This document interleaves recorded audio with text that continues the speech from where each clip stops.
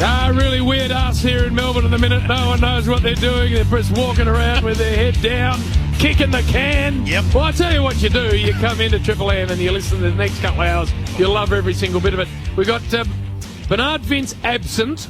They've locked the border on Bernard, so he's stuck in Adelaide. So Daisy Thomas has been good enough to come in and join us. Welcome, Daisy. Yes, thanks very much for having me. Good news for all the loyal Triple M listeners. The Nuff file, that's scrapped for a week. Bert can piss off with that. That's back in Adelaide with him and his COVID safe and all his freedom. So I'm pumped to be here. Looking forward to it. Love it, of course, against your old mob is Geelong today. Nice to see you, Fat, speaking of your old mob, and you look half decent. Yes, g'day, Skinny, thank you. What do you mean half decent? Well, normally you come in looking really horrible. But better than Duck with his cheap runners on that we'll talk about shortly. But that's complimentary, I reckon. Great to be with you. Very eerie last night watching the footy, no crowd. No. And very eerie driving up today with no one on the road. Wow, it's just strange. I'm the only a worker that's out there. You would not wear that paint now. No. I'm talking about his head. I'm not talking about what he's wearing, because I'm saying he looks like he can see out of his eye. Okay. Well, I haven't had a beer for 2 days. I was going to say, that'd be it. You know when everyone gets... creamy? That's closed down, and then you've got to worry about staff, and you've got to throw away food out. People don't think about this stuff. No. Poor joints have to close down for a week in hospitality, Duck.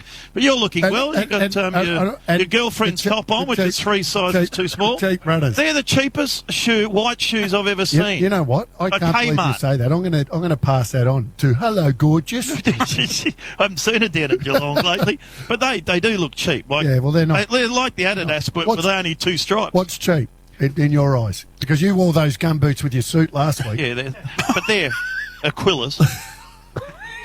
Damo, nice to see you. Hello, Saturday afternoon. You think Bernie's going to use this time he got on this weekend to go and fix up that name tag on the scoreboard at the Stansbury Oval? No, he needs a couple of weeks to fix. That's the worst scoreboard we've ever seen. Ever. What are we doing, please? It's all a bit strange, Fat. It is, isn't it? It's just hard. Very flat. So I've been watching and listening. Have you? Yes, over the journey. This worries me. It does. And I've been doing a bit of investigation. Have you? Without me old mate here. So you've done investigation without me this week? Yes, because you're involved in it, and so is someone else in here, old cheap runners. But let me tell you, right, it's a tough world out there, and there's plenty of ideas and plenty of stories go around. And people listen, and sometimes they take little bits and here and there, and sometimes they take the whole story, believe it or not. Now, Duck, good to see you. Thanks, Phil. No natural predator in the media jungle. We know that, okay? And you just roam around like you...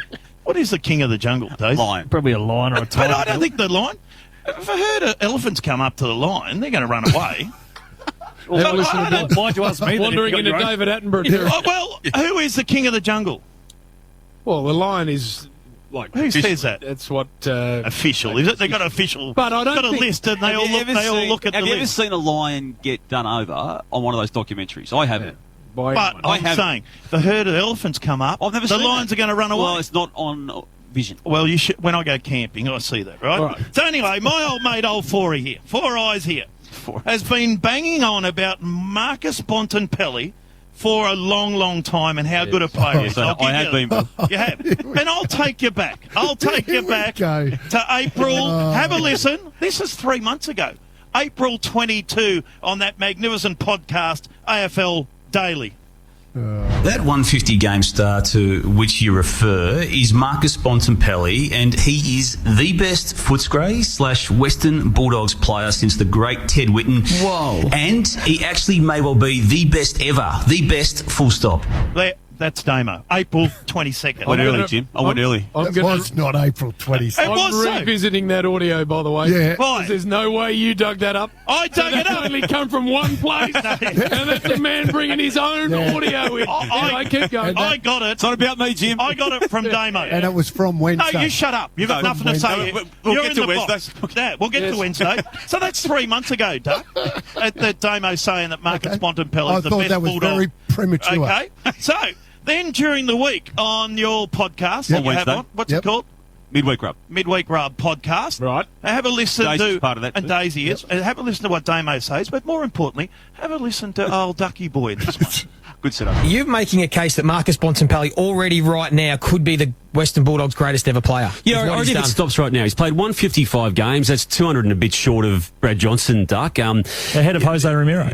But Pete, look, go back to his third year. As a 20-year-old, he captained the You're team. talking about, you got guys like Ted Whitten and Brad Johnson, Chris Grant, Scotty West, Hawkins. and Dougie Hawkins. He won a premiership in his third year and one of the best and fairest, which you did, I know, in a premiership winning year as a 20-year-old. He's won 3 best and fairest. There's 3 All-Australians. Yeah. He's never finished lower than third in the best and fairest once he started his second season. So for 6 years, he's placed in the best and fairest, and I feel he's on track to win a Brownlow. I reckon the conversation is going to be had if he wins a Brownlow, so let's have it now. Let's have it building a great CV, but I think it's premature. Oh, premature, Duck. Funny you should say that, right? So Damo, still banging on about the Bont and how good he is, the best Bulldog ever. Duck, you're not still in that. You're not sure, are you? That was Wednesday, Bill. You're not in on that. You're not sure. That was Wednesday. I'll tell you what I did. I went away. Oh, no, shut up. Surprise, surprise, surprise. I pick up the Age, Jim, on Friday. Pick up the Age. Oh, there was a Colac Herald. It's that thin. But I picked up the Age. And have a look at Duck's article. Please read the headline, Jim. Just the headline, Jim. Why Bond is the best, the Mr. Football in the modern era. So that's a Duck. I don't put the headline. No, why Bont is the best. I didn't say. The read Mr. the article, Football of the modern era. No, I don't have to. Well, you've jumped on Damo. This is why. You know what plagiarism is? You're one of those dingbats. You're one of those dingbats. The reason why papers put headlines to things, because dingbats like you just read the headline and not the story. That's plagiarism off my good friend here, my investigator mate. Also, what we call it in the industry that is not a reflection of what I said. Reheating old soup. Reheating old soup. That's what we call it. That is not a reflection of what I said. What? I said if he keeps going, he might sit alongside. So guess what? Mr. You Football. take on him, you take on me too. Oh, thank you, Bill. Right? Okay. So that's plagiarism. Well, you can't do that. You know what? This is why people and papers do that, Bill, because nuffies like you read it and then they believe what the headline. It's your own paper. And they don't read. Yeah. I always. If that headline doesn't reflect what I actually said in the article, which was like you said, if he keeps going. Like I said to you, if he keeps going, he may sit alongside. No, the headline says he's the best. Yeah. That's what you say. So you're saying he's the best player you've ever seen? No. Yes, that's what you said, Duck. I can't believe you. Forensically interests me. You've never heard a word that Damo said on AFL Live, and you've never heard a word of the midweek rub since it's been podcast. And he's never read the Age. So how did you stumble across either of those bits of audio, Bill? Because I had a lot of time in the last couple of days. And Will, our producer. And what day did you buy the Age? I picked it up. I didn't buy it. I didn't say I bought it. When did you Friday, Bill. Friday. That was Friday, Bill. Yeah. I'm telling you, I picked it up, had a look at the headline. I said, Duck, that you can't do that. That is reheating old soup and plagiarism, and you're taking it off my old mate Damo. So don't do that, Duck. You're better than that. I was struggling. You're better than that. Astounding. I need to get to the bottom of that. I never as a man brought his own clips in and gone, Bill, listen, I can't go with this. For obvious reasons, I can't go with Bill heard it. You run these through and then just give Duck a clip on the back of it. It's very Triple M, Jim. Bringing in our own stuff. Anyway. In many ways, Bontempelli is a polar opposite of EJ. Well, Ted, do you want to actually read what I said? No.